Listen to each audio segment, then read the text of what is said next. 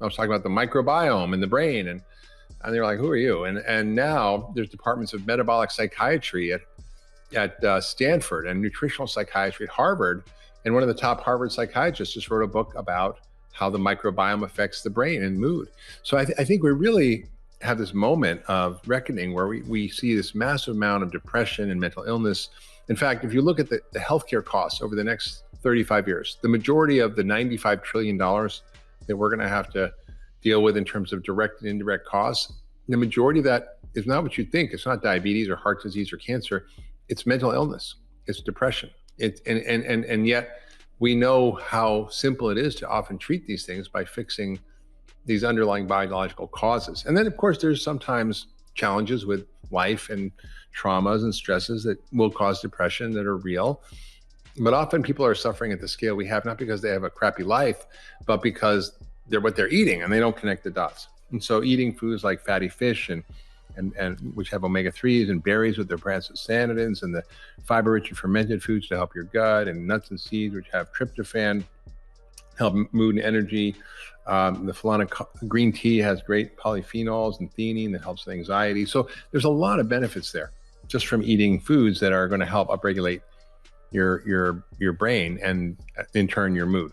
So, if there are issues among teenagers and within prisons for getting access to healthy food and being able to eat in the way that is going to produce more positive physical and mental benefits, how do we deal with the problem of access? Do you think there's a problem with access in terms of distribution and the ability to get the highest quality ingredients, or do you think it's also a problem of access in terms of education? Like people just don't know. I think it's both. I think, there legitimately are food swamps, which is where there's an abundance of foods that'll kill you that are often going with food deserts, which have lack of healthy foods that are hard for people to get. I mean, I had one woman crying to me in Cleveland who was learning to be a chef at the community college, and we had a chance to chat. And she's like, "Listen, my mom wanted to feed us healthy. She had to take 2 buses. It took an hour each way just to go to the grocery store to get some vegetables because we had nothing in our neighborhood. All we could get were Little Debbie's or I think like Hostess cupcakes and whatever junk they could have. It was horrific. So I think there is a real problem of inequitable distribution of food and access. But I also think it's a big problem of education. And I think for me that this really was highlighted by an experience I had in South Carolina. And I just have to admit that I did have a bit of prejudice before I really went down there in South Carolina and met this family. I thought, oh, well, people kind of know they shouldn't be drinking Coke and having all this junk food and going to McDonald's, and they do it anyway. And the truth is, they just don't know. And I went to this family's home. They lived in a trailer, a family of 5 on disability and food stamps. The father at 42 already had diabetes, had kidney failure, was on disability at 42 years old from diabetes. Okay. And it wasn't type 1, it was type 2. And it was all diet related. And then the mother was, well over 100 pounds overweight. The son was well over 100 pounds overweight.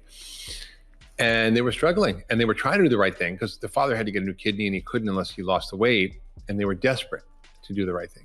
And it turns out that they just didn't know. I went into their kitchen. I did a biopsy of their fridge and their cupboard and their freezer, and I showed them what was in their food. They're like, "Oh, look at this. It's a low fat, low calorie dessert topping, Cool Whip." I'm like, "Yeah, it says 0 trans fat on the label." I said, "Yeah, well, let's look at the ingredients because it's mostly air. They get away with legally lying. And the number 1 ingredient is trans fat and high fructose corn syrup. So it's poison. And yet they're selling it as a healthy dessert." And that's what they thought. So we just cooked a simple meal from real food. I gave them a guide on how to eat good food on a tight budget from the Environmental Working Group. And they lived in one of the worst food deserts in America, according to Rating Standard, which is the Retail Environment Food Index, which is how many junk food and convenience stores there are to grocery stores. And they were like one of the worst.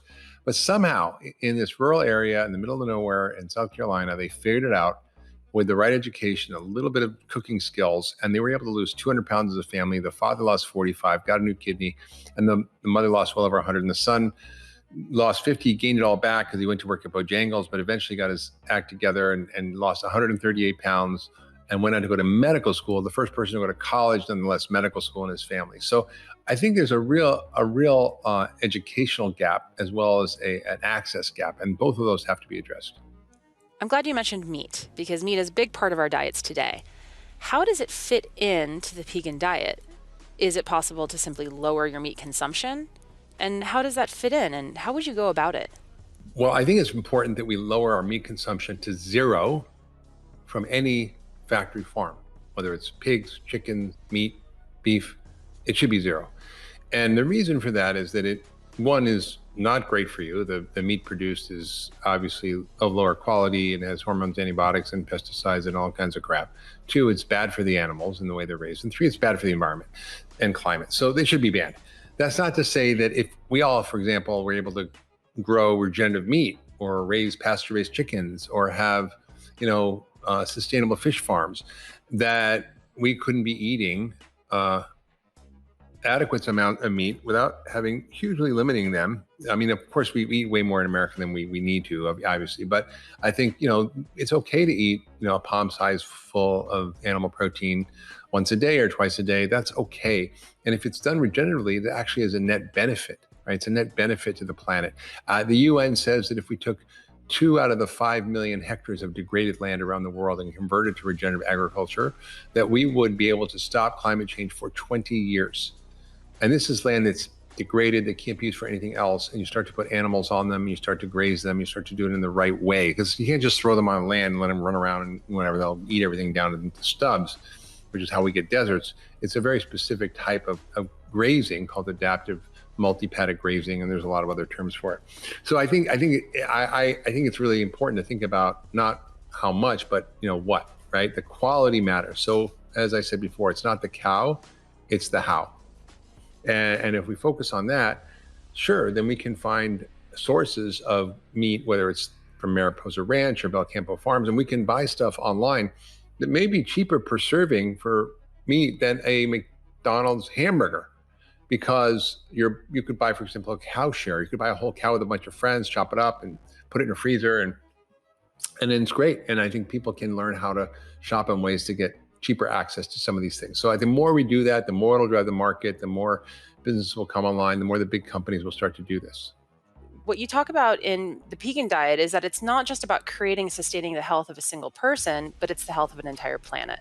So, can you talk a little bit specifically about Principle 9 in your book, how to eat like a regenitarian to help save our planet? Why should we care about soil specifically? And how do we accomplish the goal of ongoing soil quality?